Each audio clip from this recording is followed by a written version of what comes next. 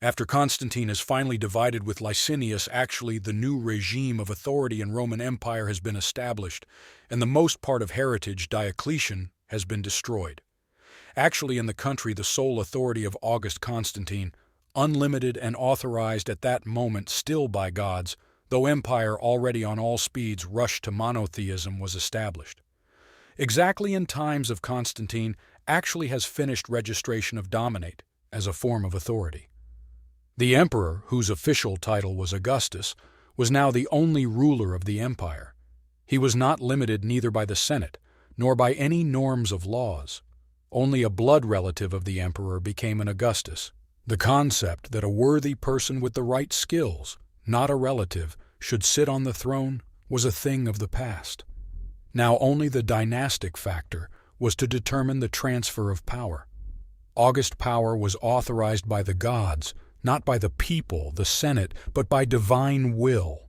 Under Constantine it would be different gods, including the Christian, and already in the reign of his sons brought up in the Christian faith, legitimization will be done only through the Christian God. In this regard, the role of the Senate decreased. It turned into an authority of the urban community of Rome, and at the same time the highest estate of the empire. Many senators now held positions in the bureaucracy, and officials received the status of senator automatically for seniority. Generativity no longer meant anything at all, only loyalty to the emperor and belonging to one of the class corporations, which determined the rank in society. Thus, the system of power completely abandoned all atavisms, acquiring a new essence. Now the management of the state became a family affair. Only blood kinship mattered, which was in line with Christian doctrines. The power over the empire had to remain in the family, and therefore to share it with someone from outside Constantine did not assume. But the conditions of existence of the state required that the operational management of military resources on the borders were carried out by trusted persons. The emperor could not be everywhere and everywhere. All heirs of August with the status of Caesar received under the management one of frontier territories from several dioceses. For example, the senior son Constantine has received in management Gaul, Britain, and Spain, younger Constant, Italy, Africa, Moesia, and Illyricum. The average son Constantius has received in management Asia Minor, Syria, Mesopotamia, and Egypt, and nephew Dalmatius Balkans and Greece. The emperor did not actually govern anything personally, but the Caesars were a direct extension of his will. All their powers were issued by him and could be taken back by him, which ensured their loyalty as firmly as family ties. The empire was united. Constantine's power through his sons extended throughout it, and this state he intended to preserve. It was the preservation of power in the family that he thought was the guarantee of the unity of the empire. Only the emperor's family was not united at all. The living father leveled internal conflicts, as it was deadly dangerous to quarrel with him, but there was no guarantee that after his death they would not erupt in a new war. But Constantine had no intention of dying. He was not yet old, was full of strength and determination to achieve victory over Persia in the coming war. Indicative of the slowness with which he reformed the structure of the empire, the last appointments of Caesars were made 2 years before his death, and after the victory over Persia, he intended to give another nephew power over the conquered territories. It is probable that in future he would have nominated one of his sons to be the unequivocal heir to the title of Augustus, to whom the other Caesars would be subject. But first, he died prematurely.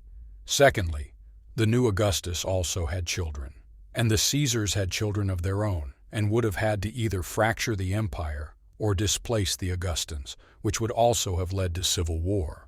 Staking on the family in matters of power does not always guarantee the stability of the system, and the events that unfolded after the death of Constantine is an excellent example of this. Constantine the Great died suddenly in 337 in Nicomedia during the preparation of the Persian campaign. The deterioration came so rapidly that the emperor only had time to be baptized, and the question of succession remained unresolved. As a result, in empire there was no August, but there were 4 Caesars. The senior son, Constantine, was the obvious heir to a throne, but only neither it nor one of other Caesars did not possess neither influence nor resources. Constantine's primacy held only on dynastic logic, but he tried to turn this logic to his advantage. Arriving in Nicomedia from the very west of the empire, he led the procession escorting his father's body to the capital and supervised the funeral. But this did not make him an undisputed leader, as he had very few supporters in the capital. In these circumstances, some kind of compromise was required, because for half a year the empire had no supreme power. And then the sons of the deceased emperor decided to think for three, to divide the power in the empire equally. The basis for such decision was the theological idea about identity of authority of three emperors to Trinity. Constantine's sons from childhood were brought up church-going and were really devout believers, and therefore they liked the idea. In the face of gaining strength, thanks to empire, Christian church, they received a reliable basis for legitimization of the authority. Most of the army was also on their side. There was one small nuance. A cousin Dalmatius, also former Caesar, and even ruled the territory, which included the capital. Quite soon after Constantine's death, rumors spread that he was poisoned. He died very quickly. To direct these rumors to denigrate Dalmatius and his supporters was not difficult. Soon after the funeral of the emperor, the capital garrison suddenly revolted and, in retaliation for the murder of Constantine, slaughtered all the relatives of Dalmatius, as well as many of his supporters, whereupon the army top of the empire proclaimed all three surviving Caesar's Augustans. For some time, the new rulers had to suppress rebellions of army units loyal to Dalmatius, but in general, the coup went as smoothly as possible.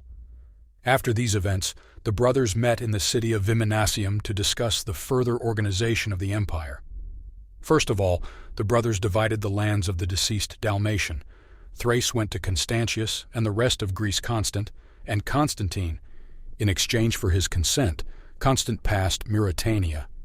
Constantine, as the eldest of the brothers, was declared senior Augustus, which was nice, but no special political leverage was given.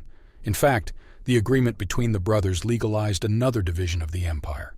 Very soon, each of the pieces of the empire would live independently of the others, which once again violated the cohesion of the regions and the unity of the legal field of the empire. The partition at first glance resolved all possible conflicts, but very soon ambitions would begin to pit the brothers against each other. Only 2 years after division of empire between sons of Constantine Great, the situation in empire has heated up. Formally, the senior son Constantine was the senior Augustus. Formally, his decrees should be considered by his brothers as decrees all imperial, and authority and powers should not be disputed. In practice, however, nowhere enshrined norm that the senior Augustus can command in the domains of the younger led to the fact that the power of Constantine was limited only to his domains.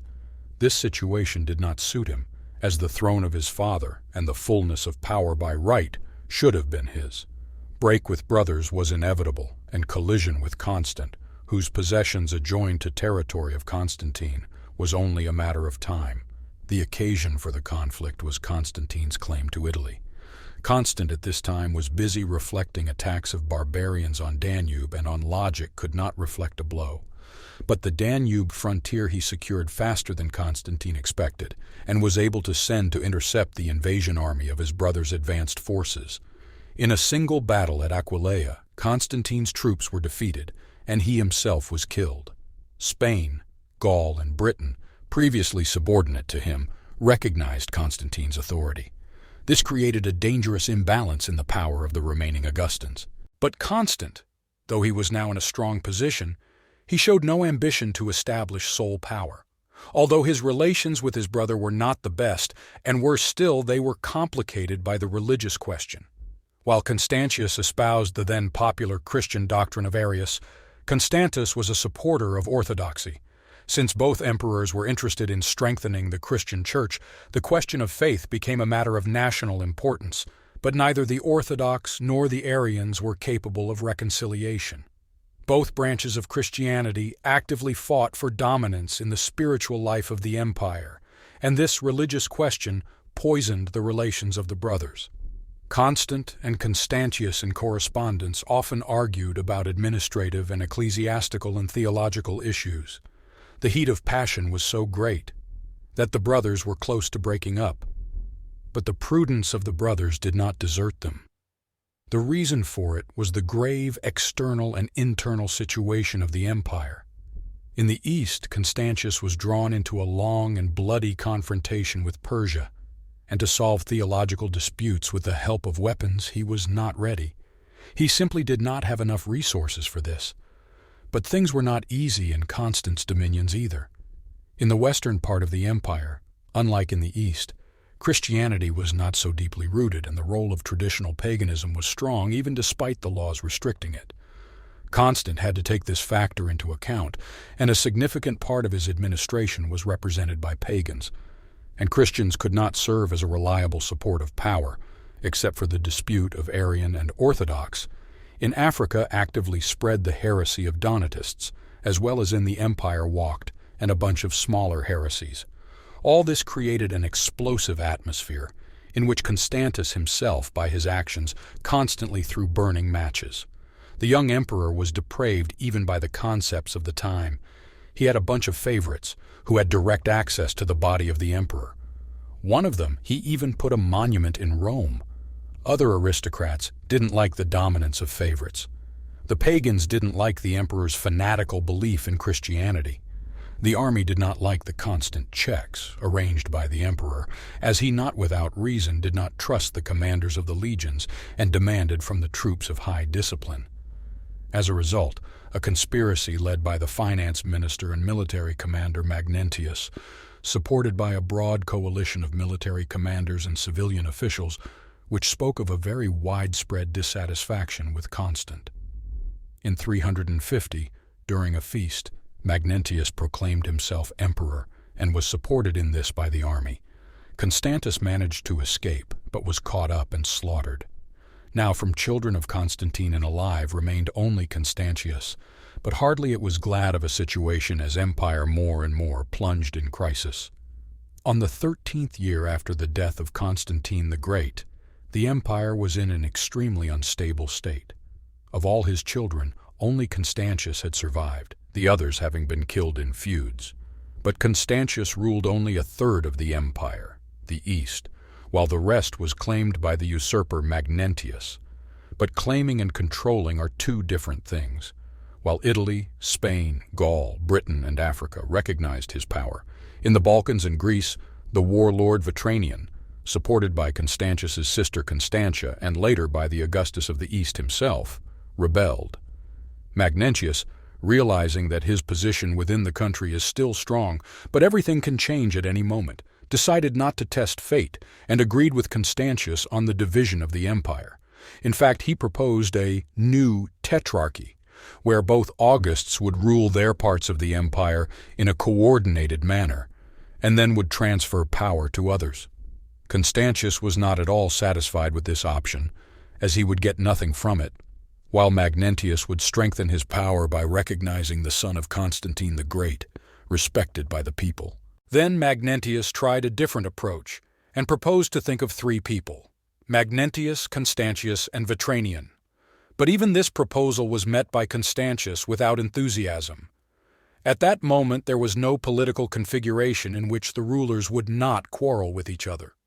The experience of brothers suggested that even if with their closest relatives to agree sometimes impossible, what to expect from quite other people. Therefore, Constantius quite consciously staked on the preparation of a military solution to the problem of power in the empire, all the more that the strength of the power of Magnentius was doubtful.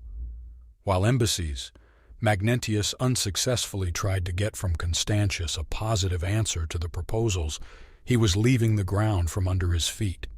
Half a year after the coup, there was a rebellion in Italy by Constantius's nephew Nepotianus.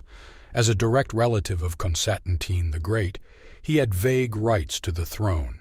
He took advantage of them, as well as the discontent of a considerable part of the aristocracy and townspeople with the growth of taxes, as well as the favor of Magnentius to the pagans. As a result, the rebels successfully took Rome, which was no longer the capital but remained an important city. They purged Magnentius's supporters, but in the 28 days it took him to raise an army, They could not muster enough forces and were slaughtered in a retaliatory act. The success in suppressing Nepotian's rebellion nevertheless showed that Magnentius's power was not as strong as it appeared. The decision on the need for a rapid campaign to the west to overthrow the usurper Constantius took no later than February 351. By that time he managed to stabilize the situation with Persia and settle the issue with Vetranian. He refused to give up the crown and removed to an honorary retirement. Before the beginning of the campaign to prevent turmoil, childless Constantius appointed his nephew Gallus as his heir, Caesar. In the management of Gaul was given the entire eastern border of the empire. Having learned about it, Magnentius appointed as Caesar his brother Donentius, which created an appearance of revival of tetrarchy. Already, when the troops of Constantius will move into Italy, Magnentius will again propose to revive the tetrarchy, but all will be useless. On September 28th at Mursa, Osijek in Croatia, a battle between the two armies took place. Its outcome was predetermined by the treachery of the Frankish mercenaries, Magnentius. The battle was extremely cruel, and both sides lost more than half of their forces.